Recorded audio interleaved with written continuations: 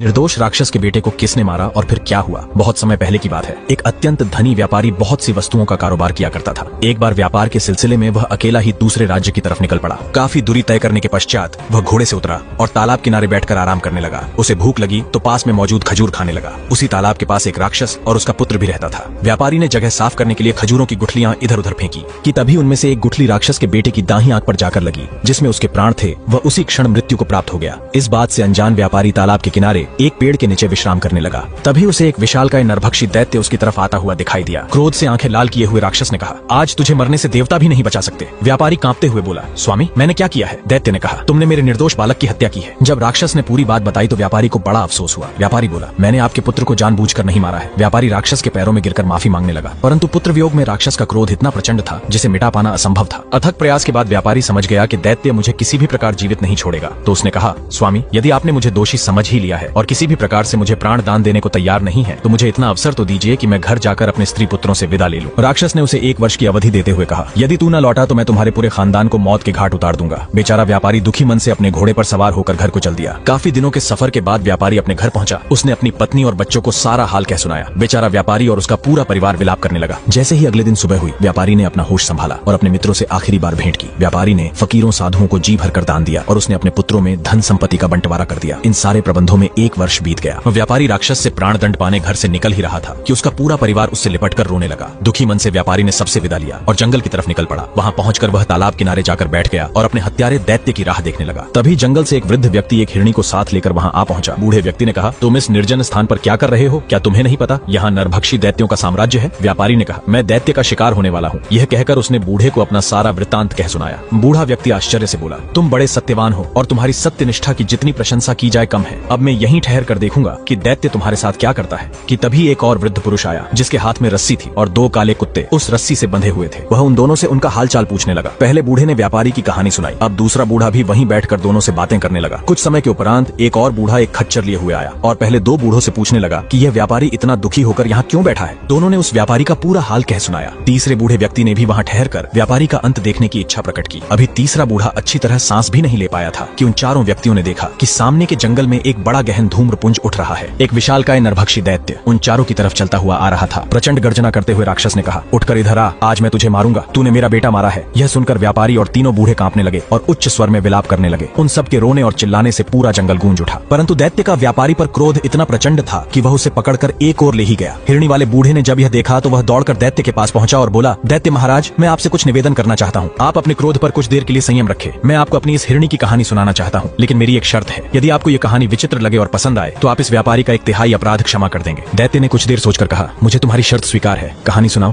पहला बूढ़ा बोला, हे दैत्यराज आप ध्यान से मेरी कहानी सुने। यह कोई साधारण हिरणी नहीं है बल्कि मेरी पत्नी है। जब ये 12 वर्ष की थी तो इसके साथ मेरा विवाह हुआ, परंतु विवाह के 30 वर्ष के बाद भी हमें कोई संतान नहीं हुई। पुत्र मोह में मैंने अपनी दासी से विवाह कर लिया। कुछ समय बाद दासी से मुझे पुत्र की प्राप्ति हुई। पुत्र प्राप्ति के बाद मेरी पत्नी दासी और मेरे पुत्र से द्वेष रखने लगी। संयोगवश मुझे किसी कार्य हेतु अन्य देश को जाना पड़ा। मैंने अपनी पत्नी से कहा कि मेरे पीछे इन दोनों की अच्छी तरह देखभाल करना। द्वेष भावना के चलते मेरी पत्नी जादू टोना सीखने लगी। मेरे जाने के बाद उस दुष्ट ने अपने जादू से मेरे बच्चे को बछड़ा बना दिया और उसे मेरे नौकर ग्वाले को सुपुर्द कर दिया और कहा कि इसे अपने घर ले जाकर अच्छे से देखभाल करना। इसी प्रकार उसने मेरी दासी को जादू के प्रभाव से गाय बना दिया और उसे भी ग्वाले के घर भेज दिया। 1 वर्ष बीतने के उपरांत मैं विदेश से वापस लौटा। हे दैत्यराज, विदेश से वापस आकर मैंने अपनी पत्नी से अपने पुत्र और उसकी माँ के बारे में पूछा। उसने कहा कि तुम्हारी दासी की मृत्यु हो गई है और तुम्हारे पुत्र को मैंने 2 महीने से नहीं देखा। मालूम नहीं वह कहाँ चला गया। मुझे अपनी दासी के मरने का बड़ा अफसोस हुआ, परंतु मुझे आशा थी कि कभी न कभी पुत्र से मेरी भेंट हो जाएगी। इसी बीच काफी दिन गुजर गए। मेरी दुष्ट पत्नी ने एक षड्यंत्र रचा। उसने मुझसे कहा कि हमारे गाँव में एक तांत्रिक है। उसने मुझे कहा है कि यदि हम एक गाय की बलि देंगे तो तुम्हारा पुत्र वापस लौट आएगा। पुत्र मोह में मैंने अपनी पत्नी की बात मान ली और मैंने ग्वाले से गाय मंगवाई। वह गाय कोई और नहीं बल्कि मेरी दासी ही थी, जिसे मेरी दुष्ट पत्नी ने गाय बना दिया था।